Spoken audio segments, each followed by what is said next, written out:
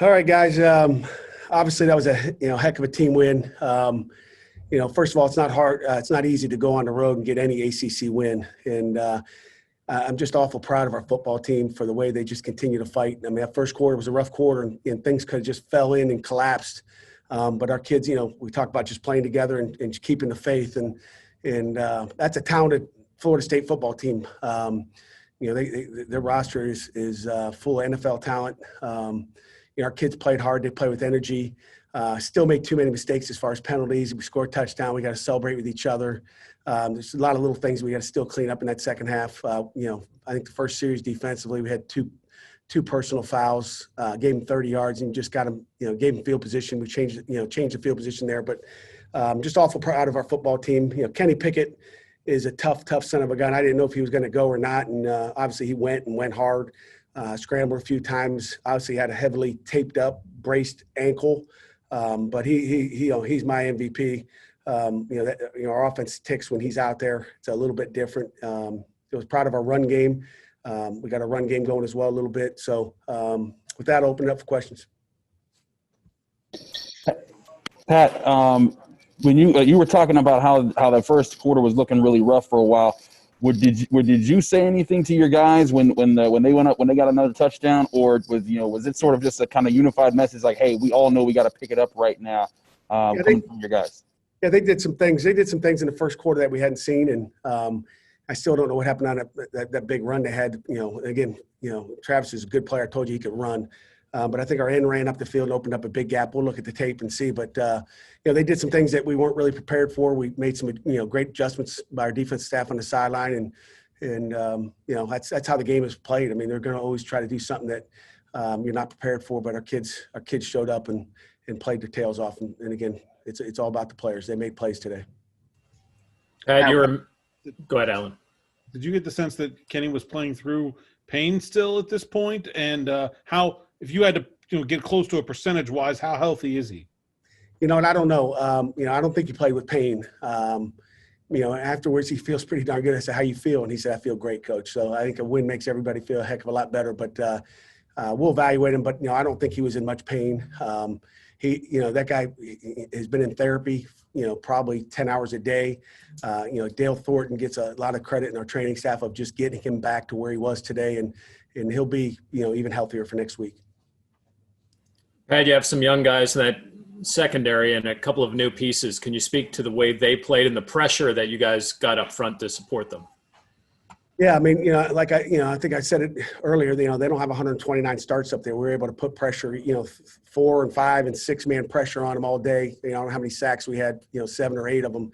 But our young guys in the back, Eric Hout had a heck of a football game. I think he could have had a pick, AJ, had a nice pick. And then, of course, Brandon Hill, finishes the game off with a pick. Got to teach him how to celebrate with his teammates. But we played a lot of young guys back there. Rashad Battle, obviously DeMar Hamlin had another, tremendous football game. So, we played a lot of guys back there. We were a little shorthanded in the back end, but we were able to get it done. How do you explain your team missing a lot of very important pieces on both sides of the ball and coming up with the biggest win of the season? Again, Jerry, like I told you, Brandon Hill's a football player. You watch him run, you watch him tackle. I think I told you 3 weeks ago, we feel like Brandon Hill's a starter, period. He's a guy that we knew can make a lot of plays, and obviously he did that today. Pat, how important was it getting short field after short field on those touchdowns? I mean, really help you guys out to take advantage of those opportunities. I know in the past you guys have been on the other side of those before. No question about it, and that's all the difference in the world when you give your offense a short field to work with. And again, Coach Whip on the offense did a heck of a job. Like I said, the run game, the pass game, we put it all together today, and that was a complete win there, team win. Coach, Pat, touched on it. Oh, go ahead, Amanda. Okay, sorry. Thank you. Pat, what can you say about your team responding in this manner? You lose 4 straight games. You have the off week. Kenny's, wasn't at 100% today. Paris opted out. What does that say about the resiliency of the team to overcome all of that and put on such a performance today? Yeah, I mean, it just tells you our kids believe in what we're doing, how we're doing it. And, we really talked a lot about the details and the little things, take care of the little things, and the big things will take care of themselves. We preach that. And our kids did a lot of the great details today. I mean, they really played together as a football team, and it tells you we have a character football team. There's a ton of character. Our kids they had fun today, and that's the way it's supposed to be. Coach, you kind of touched on this a little bit in your opening statement, but just how proud of these guys are you and what you guys were able to accomplish today, talking about, coming back from this bye week and wanting to get back in that win column? Yeah, I mean, we talked all week about, we got a 4-game season right now, and it's one at a time. And again, there's 10 games canceled this weekend, and I still go back to, the victories we've had off the field, keeping our kids safe, keeping our staff safe. And, we had, one contact person that wasn't here today, a young guy, and that was from being with family. The biggest victory really, is what we've done off the field. And again, the kids get the credit for that. And whose idea was it to use your backup quarterback in short yardage? Obviously the offense staff, Coach Whipple. I mean, we didn't want to run Kenny too much. Kenny was mad at the end of the game when we put Nick in there to run those 2 quarterback sneaks. He's like, "Don't take me off the field." That's what he's all about. He yelled at me. But we're trying to keep him safe, and we had a lot of faith in Nick Patty, and obviously he scored those 2 touchdowns on in the empty zone play, which we thought was there. And again, Nick can throw the ball too.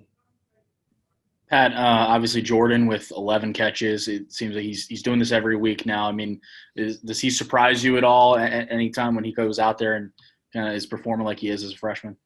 Yeah, it doesn't really surprise me at all. I mean, he's a football player, and again, it would surprise me if he was up and down every week, but he stays consistent.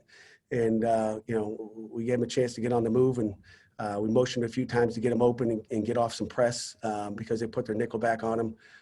But Jordan Addison is a football player. Before we get to players, Alan, go ahead. Yeah, Pat, you played without a couple guys. Jason Pinnock specifically, is that a guy you expect to have back next week? Yeah, Jason will be back with us, next week for sure. Hey, Pat. Yes. He'll be back too? I didn't hear that question. I'm sorry, Taser Mack, will he be back next week too? We hope so. I can't speak to that right now. Chris, you want the last one? Hope so. Hey, Pat. Yes. That Chris. My bad. Hey, Pat. It's Chris Idell from Herman Radio in Baltimore. That fumble that you guys had in the first, when it was caused in the first quarter, that Florida State took it all the way back to, it could have been 21-3. How crucial was that? Do you think that was a turning point that was not called a touchdown?